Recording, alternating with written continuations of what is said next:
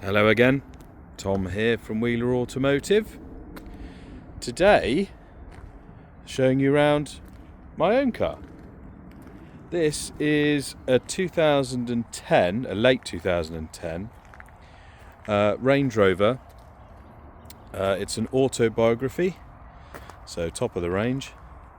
It's got the absolutely wonderful 4.4 litre twin turbo TDV8 engine in it. It's probably one of the first L322s to have that engine, because it was the 3.6 before that, and then on the final few years of this generation of car, they put the 4.4 in, which was for the L405, the newer shaped Range Rover. Yeah, I've had this car for, I think it's about a year. I've done a lot of miles in it in that time. It's been my trusty tow car. I've spent a lot of money on it, I'm not going to lie, because I've been using it to tow, there's my trailer over there, to tow my trailer to go and pick stock up that I've bought. I've kept it in tip-top condition, because obviously I don't want to break down anywhere. So I've just had a thumb through what I've spent on it in the last sort of 12 months. It's coming up to sort of £6,000 I've spent on it. All the common big ticket problems that these have, I kind of had to deal with in the last 12 months. So yeah, I'll run through briefly what what we've had to do to it to get it to the state it's in now. I mean, right now it's mechanically perfect, absolutely zero problems with it. Yeah, start, stops and drives like a new one.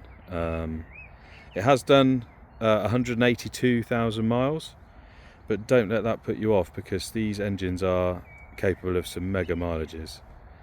I've done, what have we done to it? So we did one of the front airbags let go, so we changed both the front struts, and then the rear shocks went, so we did those. That was a couple of grand on the front and rear suspension. The oil cooler started to leak. That's a really common one on these, which is a big job because the oil cooler is buried in the V of the V8.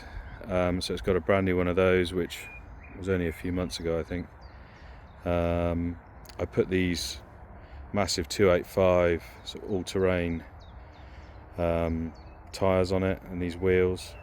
The side steps I put on, I fixed a couple of the electrical things inside, like the driver's heated seat wasn't working. That was 500 quid. I've done 3 oil changes on it, again because I've probably done nearly 20,000 miles in it in the last 12 months, and yeah, my trusty Land Rover mechanic always says it's cheaper to do an oil and filter change than it is to blow up a turbo, so that always resonates in the back of my mind. But yeah, I've spent a lot of money on it. That's nowhere near the extent of what I've done. Oh, another expensive one was some exhaust gas temperature sensors, which are absolutely buried and really difficult to change.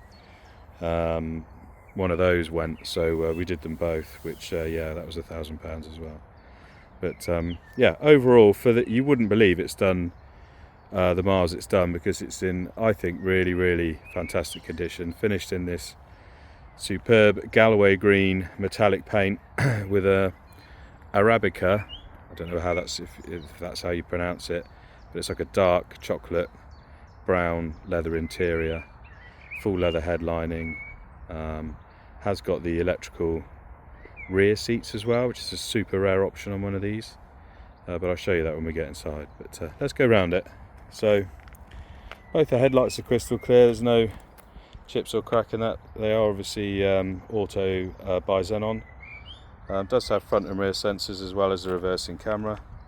There's no scuffs or scrapes up on this near side front corner. Do have some normal stone chips up on the leading edge of the bonnet, which pretty much every car I've got in stock has got. There is a little scratch on the bonnet here, which I've got my paint guy come in to see if he can polish that out before it goes to the new owner. But the rest of the front end's in really good shape. No scratches on any of the front bumper really. I should say as well, I've not had any paintwork done to this car whatsoever. This is kind of how it came to me. The chap that I bought it from did a lot of motorway miles. I think most of the owners that have had it must have done the same. But yeah.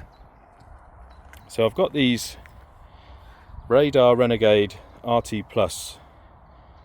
I guess I think they're called all-terrain, but they're more of a mud terrain.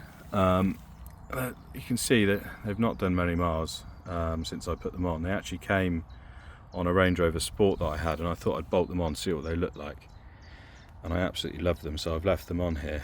It's a bit of curbing on all of them, to be fair, but that's just as they were. But yeah, these tyres and wheels, they're probably worth £1,000 as they are. I do have as well the original 20-inch diamond cut shadow chrome wheels, which are spotless, not a mark on them, and they've got some Falcon winter tyres on with loads of tread on, so happily bolt those back on if someone wanted a sort of more standard tyre. These tyres do drone a little bit going down the road, I'm not going to lie, but I just think they look really cool, so I just ignore that. But the side steps I put on last year, because it didn't have any, and the mud guards, it didn't have any, and they just don't look right without side steps in my mind. But let's go back to the condition of it. So the driver's door is there's no real marks on that at all. That's watermarks where I just went and got it valeted. The offside rear door as well, very good. There's a little chip just there where it's obviously touched something. Again, it was like that when I got it. Does have tinted glass from the B-pillar back, and also quite a rare thing, it has the roof rails as well. So I have had I've put bars across those and had a roof box on it before when we went on holiday in it. But the boot's massive, I mean, yeah. Rear tyres, same as the fronts. Loads of tread on them. I should say about the brakes, shouldn't I? So the rear brakes, just the beginnings of a lip, loads of life in the pads. I had them changed last year. That wheel's pretty good. The front brakes are even newer than the rears. Yeah, zero lip on that, and the pads are, I'd say, less than 20% worn. Rear quarter, really good shape. Love the colour of it. I just love the way these cars look. Obviously it's got my private plate on, just seeing that there. It's not going to come with the private plate. It will revert back to the 60 plate. The rear end's in pretty good shape. There is a little scratch here. And this has, I think, been painted before, because you can see it's a little bit wavy and not quite as straight as the other side. I'm guessing it's had a bit of damage and someone's had it painted, but it's never, again, it was like that when I got it. It's never bothered me enough to worry about doing anything about it. Massive boot, lovely and clean. I don't believe this car has ever been smoked in. I do also have the parcel shelf. The parcel shelf is the same colour as this trim. We do also have in here full size spare wheel. I also have the keys for the tow bar. I've never tried to take it off, but I do have both keys for it.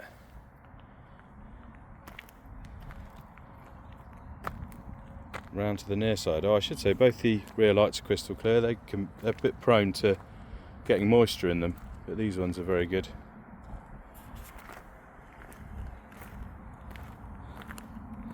Round to the near side rear quarter, again exceptional when you consider the mileage, really. There's not really any significant marks on the car whatsoever.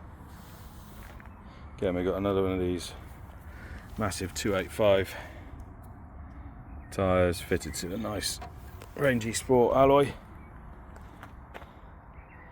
Near side rear doors all good, as is the near side front door, in fairness. And near side front wing. And then this wheel's got a little bit of curbing on it, but again, that's as they came to me, and it's never bothered me enough to worry about doing anything about it. So inside, it's really, really clean. I mean, I know I'm a car salesman, but you wouldn't believe that this car's done the miles that it has, because there's just very little signs of wear anywhere, really. These seats are super comfortable. Both front seats are electrically operated, and both front seats have memory. It does have the 19-speaker Harman Kardon Logic 7 stereo, which is obviously very powerful. Both the front and the outer rear seats are heated or cooled. One option on this, which is super rare, is this. I've only ever seen a couple with this in. So this controls the heating or the cooling, and this can move the seat back up and down. Or you can switch it and move the front seat forward and back, which my friends have had a lot of fun with over the last 12 months.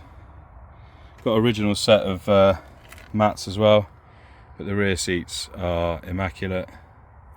No rips or tears on any of the seats, driver's seat included.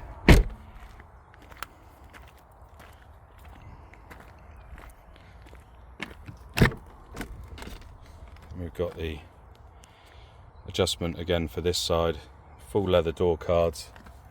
The roof is leather trimmed as well. Yeah, all the seats are really, really clean, as are the headrests. These can sort of fold out and down and stuff as well, and that's the it's got 4-zone climate that controls the rear climate.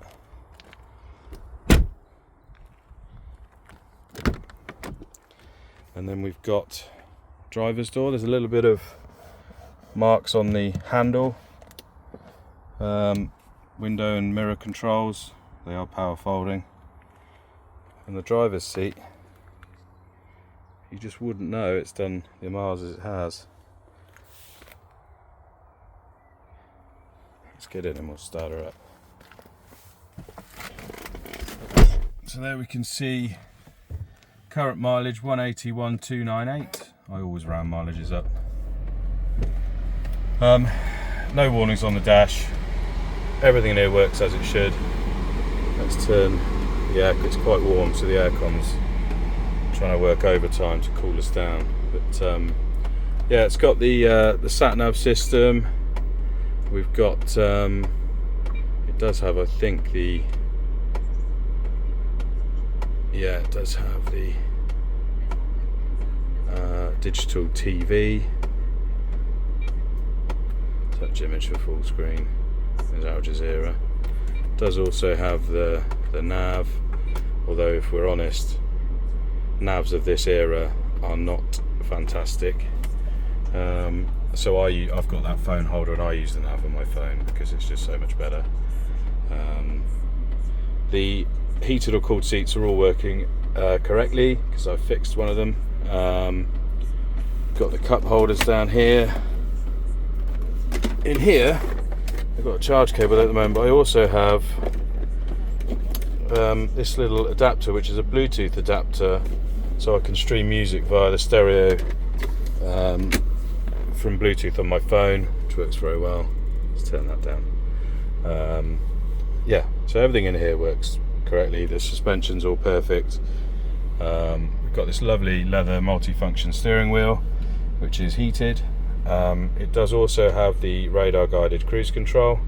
You can tell because they're the distance buttons. You control how close to the car in front you want to be. We've got the flappy paddles for the absolutely superb 8-speed automatic gearbox. Yeah, it's pretty much fully loaded. I think the only options it doesn't have are blind spot assist in the mirrors and the rear TVs. I mean, I don't know whoever watches those anyway, but I think they're the only two things this doesn't have.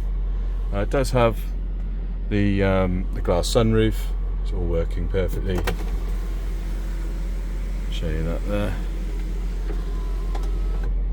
But yeah, let's get out and hear that lovely V8.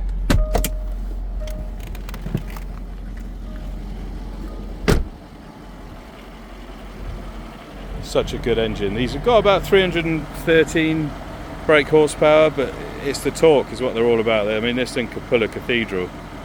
It's easily the best tow car I've had to date, and the only reason I'm selling it is because I've taken in Part X a rangy Sport, and I just fancied a change. So yeah, it tows my trailer fantastically well. You wouldn't really know it's on the back, to be fair. Yeah, I'll be sad to see it go, but here it is, my 2010 Range Rover Autobiography.